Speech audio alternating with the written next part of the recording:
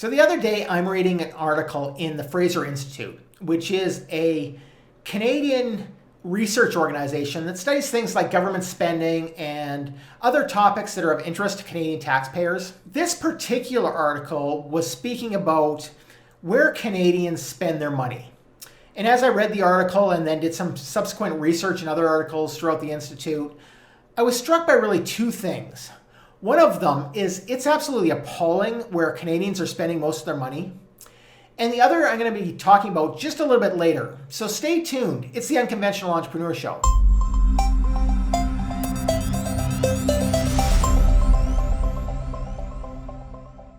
Welcome to the Unconventional Entrepreneur Show. I'm your host, Glenn Kowalski.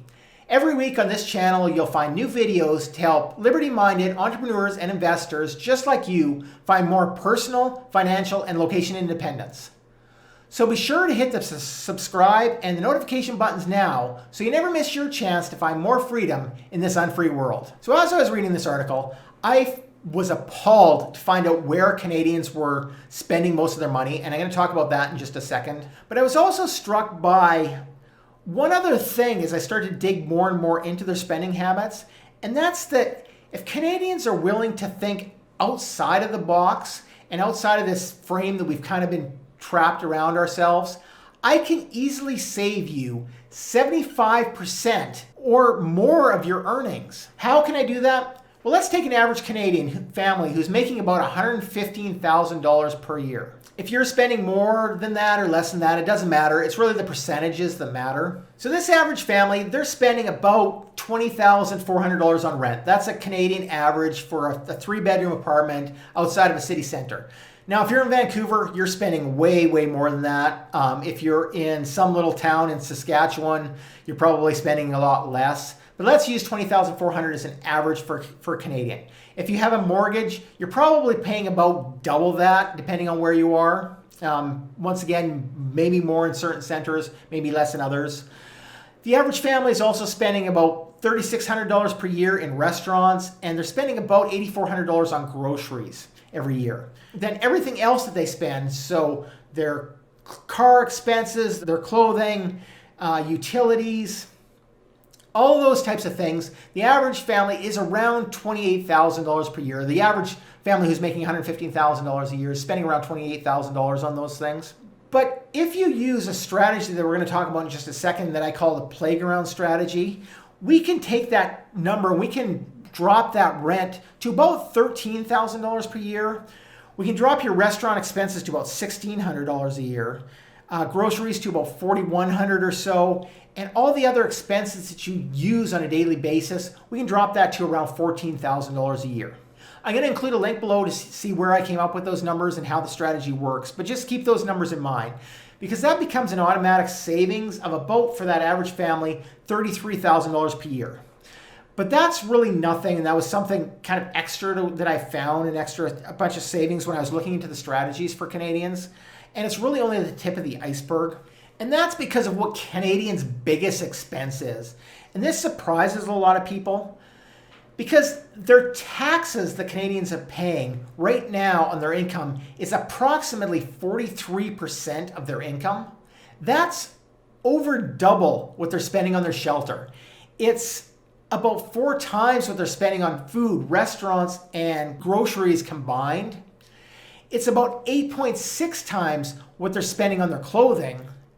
And it's really about double what they're spending on everything else on their list, from cars to utilities. Normally, Canadians are working from June or July before they start to see any of the income they brought in for themselves. That's sort of what they refer to as their tax freedom day. And I think that is absolutely appalling. And that's why I want to talk about something I call the territorial tax strategy, where you can actually drop that effective tax rate down to 0%, and you can do it without breaking a single law. If you watch any of my other videos, you're going to notice that I talk about flag theory a lot, and I talk about the international ID system quite a bit.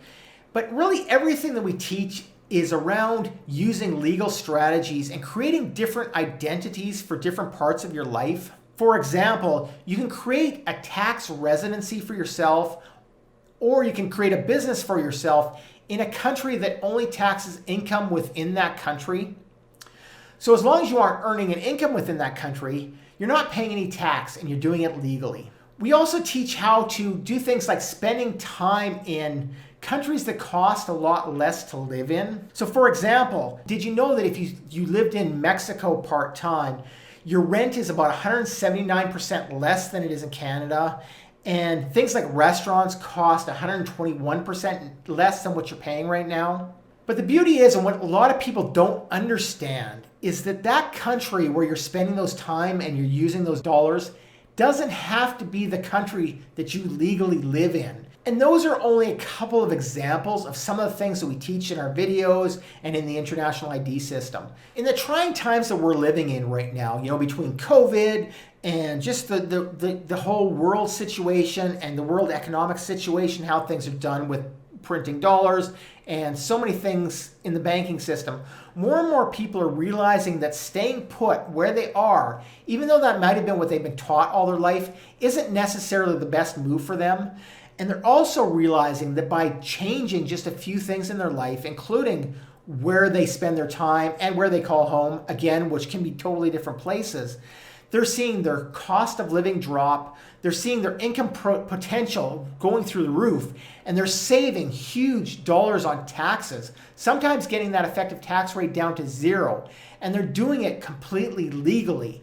Today was just a really quick introduction to those possibilities and what can happen when you start to look at diversifying your life globally and looking at different ways to find more personal, financial, and location independence in your life. So right now, go out and check out the videos that you see on your screen right now, where we're going to dive more into depth in some of those topics.